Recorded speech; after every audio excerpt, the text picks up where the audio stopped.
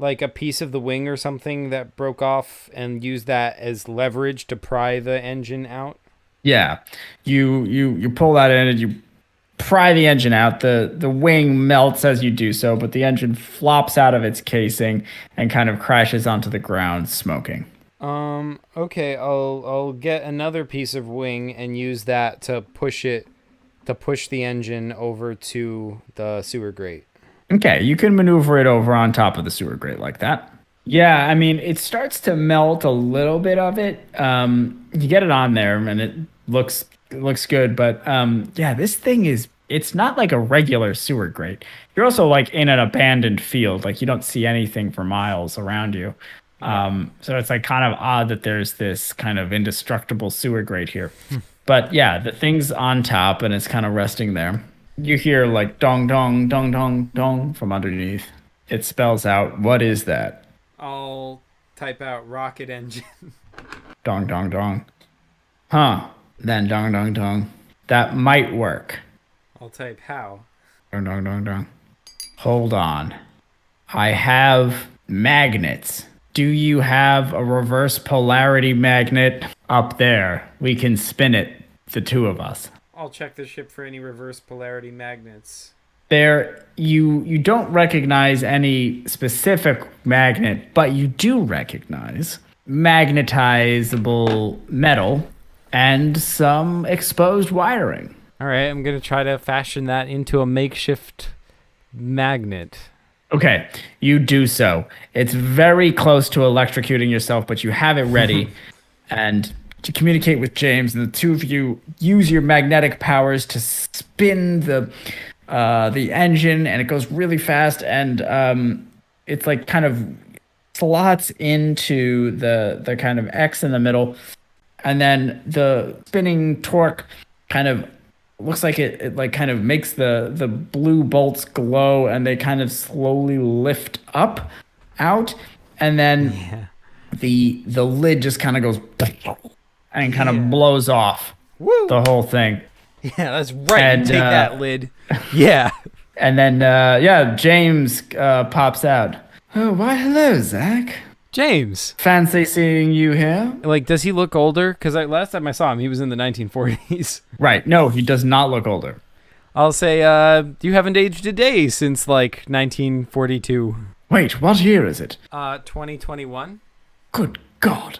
Something extraordinary has happened. I must have fallen into a time rift, because the last thing I knew, I was having tea with the Queen, and well, then by Jove, there's a flashing light, and everything went dark, and then, well, I woke up in the sewers.